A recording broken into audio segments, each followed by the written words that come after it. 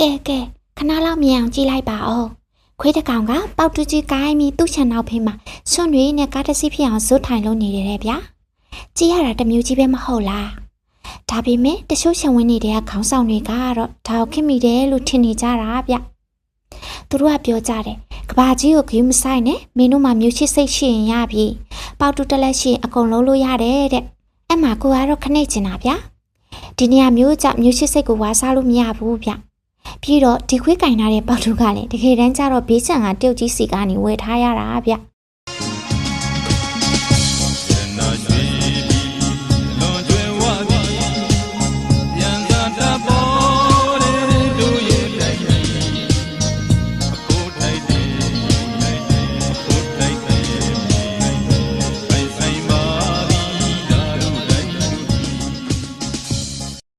လူတွေအကြောင်းပြောရတဲ့ရှုပ်ချက်တွေဗျာထုံးစံတိုင်းခွေးတိုင်းမျိုးပဲသွားလဲကြတာပေါ့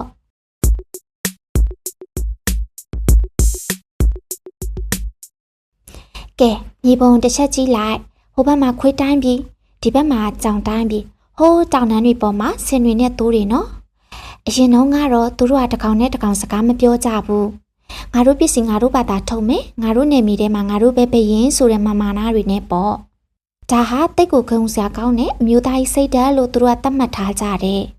ဒါပေမဲ့ပြဿနာတစ်ခုရှိနေတယ်အဲ့ဒါဗိုက်စာတာပါပဲ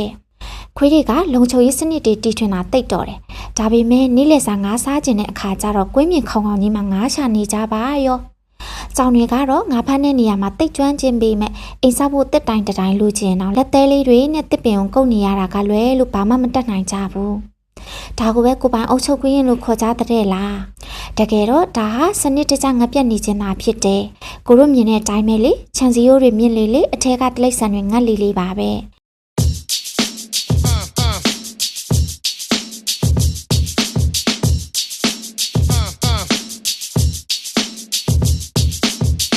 ကဲဒီနေရာမှာစီးပွားရေးပညာရဲ့အခြေခံကျဆုံးအယူဆတစ်ခုကိုပြောပြမယ်အဲ့ဒါကအဆိုလို advantage လုံးဝတာလွန်မှုတဲ့စဉ်းစားကြည့်ဗျာကျောင်းတကောင်ပင်လယ်ကတ်ဆက်မှာမွေးကလေးကငါဖမ်းတတ်တယ်တနေ့ကို90ကောင်ဖမ်းနိုင်တယ်ခွေးတကောင်ကတော့ကွင်းမြေကြီးထဲမှာနေတာတနေ့ကို9ရှာရင်တကောင်တော့ရချင်မှရမယ်ဒါကိုခွေးကငါလဲကြိုးစားရင်ငါဖမ်းနိုင်ရမယ်ဆိုပြီးစွတ်လုံနေတာအယူလို့ပါပဲဒါဟာတဘာဝတရားပေးထားတဲ့လုံးဝတာလွန်မှုပါဒါပေမဲ့ပိုပြီးစိတ်ဝင်စားဖို့ကောင်းတာက comparative advantage နိုင်ရှင်တာလွန်မှုဆိုတဲ့အချက်ပါပဲခွေးတွေကဆွဲတာကိုယ်တိုင်ရနိုင်တယ်လို့ထားပါတော့ဒါပေမဲ့ခွေးတစ်ကောင်က$10တန်နဲ့ဆွဲတာတစ်ထည်ရက်ဖို့9နာရီကြာတယ်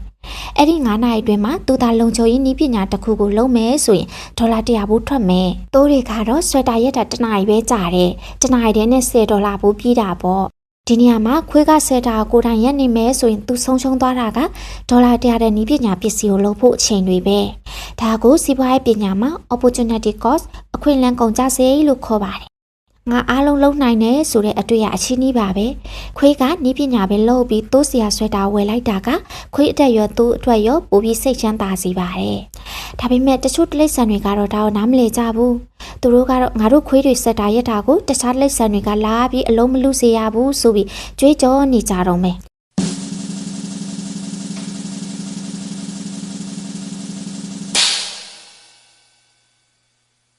ဒီခွေးလေဘေးမှာပတ်ထားတဲ့ smart share ကန်လက်ပတ်လေးကိုတစ်ချက်ကြည့်လိုက်ပါဒါလေးတစ်ခုဖြစ်လာဖို့ဘသူတွေပါဝင်နေရတယ်လဲဆိုတာသိလားဒီလက်ပတ်အပြင်ပန်းတစ်သားကစင်တွေရဲ့အလုပ်ယုံကလာတာဒီလက်ပတ်ကျိုးလေးကတိုးတွေရဲ့တောင်ကုန်းကလာတယ်ပြီးတော့အထက်က GPS စနစ်ကခွေးတွေရဲ့နည်းပညာစင်တာကထွက်တာဒါတင်မဲလားဆိုတော့မဟုတ်သေးဘူးအဲ့ဒီပစ္စည်းတွေကိုတည်ယူပို့ဆောင်ဖို့တောင်တွေရဲ့သမောလိုင်းတွေကိုသုံးရတယ်ဒါကို supply chain ထောက်ပံ့ရေးကွင်းဆက်လို့ခေါ်ပါတယ်ဒီကွင်းဆက်ထဲမှာတနေရာမှာခြံစည်းရိုးခတ်လိုက်ပြီးဆိုတာနဲ့ဘာဖြစ်မလဲဥပမာစင်တွေကစိတ်ဆိုးပြီးငါတို့တက်တာတွေကိုအပြစ်မထုတ်တော့ဘူးလို့ပိတ်လိုက်တယ်ဆိုပါစို့ခွေးတွေမှာနည်းပညာရှိပေမဲ့ကော်လာလုံးဖို့အကိုတည်းမရှိတော့ဘူးတိုးတွေမှာတိုးမွေးရှိပေမဲ့ရောင်းစရာဈေးကွက်မရှိတော့ဘူးနောက်ဆုံးတော့ဘသူမှဒီ smart level ကိုမဝေးရတော့ပဲအားလုံးကအရှုံးသမားတွေဖြစ်သားကြတာပဲကဘာကြီးကရှိတ်ဆက်နေပါတယ်ကိုစားနေတဲ့ပါမုံတွေကဂျုံကတခြားနိုင်ငံကဖြစ်နိုင်တယ်လို့ကိုစီးနေတဲ့ကားတက်ကဘက်ထရီဟာလည်းတခြားတိုက်ကြီးတစ်ခုကလာတာဖြစ်နိုင်တယ်ဒါအောင်ညင်းပိတ်ဖို့ကြိုးစားတာဟာကိုချစ်တာကိုပြန်ရိုက်နေတာနဲ့တူတူပါပဲ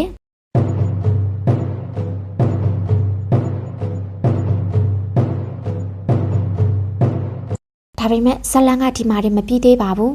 ဇလိုက်ကျော်ခွေးသမရကြီးတကောင်အကြောင်းပြောပြမယ်သူကစင်မြင့်ပေါ်တက်ပြီးဟိန်းဟောက်တယ်ငါတို့ခွေးကလေးတွေကိုကာကွယ်ရမယ်တခြားလိပ်ဆန်တွေရဲ့ပစ္စည်းတွေငါတို့စီလာမယောင်းစေနဲ့အခွန်တွေအများကြီးကောက်လိုက်စမ်းနဲ့ဒါကိုတွင်းကုန်ခွန်နဲ့ကာကွယ်ရေးဝါဒလို့ခေါ်ပါတယ်ခွေးသမရကြီးကတော့သူ့ကိုယ်သူမျိုးချစ်ကြီးပေါ့ဒါပေမဲ့ရလက်ခပါလေကြောင်တွေစီကငါးတွေဝင်လာရင်အခွင့်အများကြီးဆောင်ရတော့ဈေးကနှစ်ဆတက်သွားတယ်အရင်ကငါးတကောင်အယူတင်းကားတစ်ပြားပေးရတဲ့ခွေးကလေးတွေဟာအခုဆိုရင်အယူတင်းကားနှစ်ပြားပေးနေရပြီအကျိုးမြတ်ကဘသူစီရောက်သွားလဲခွေးကလေးတွေစီမဟုတ်ဘူးနော်အခွန်ကောက်တဲ့ခွေးသမရာရဲ့အိတ်ထဲပဲရောက်သွားတာဒီလိုနဲ့ထွေဝါကုံသွယ်ရေးစစ်ပွဲတွေစလာတဲ့ကြောင်တွေကလည်းပြန်ပိတ်ခွေးတွေကလည်းပြန်ပိတ်နောက်ဆုံးတော့အားလုံးကသူတို့ရဲ့ကိုယ်ပိုင်ခြံစည်းရိုးထဲမှာပိတ်ဆောင်ပြီးငတ်ပြက်နေကြတာပေါ့သူတို့ကတော့ငါတို့ဂုံတိတ်ခါချီချီငတ်နေတာလို့ပြောကြအောင်ပါပဲတကယ်တော့ဒါဟာစီးပွားရေးပညာကင်းမဲ့တဲ့ခေါင်းဆောင်တွေရဲ့အတားအကြောင်းဖြစ်လာတဲ့အနိဋ္ဌာယုံပါပဲတချို့နေရာတွေမှာဆိုဂုံတိတ်ခါတော့မရှိပဲငတ်နေကြရတဲ့ဘဝကဲဒီပုံမြင်လေးကနေကျွန်တော်တို့ဗာသင်ခန်းစာရလဲဆိုရင်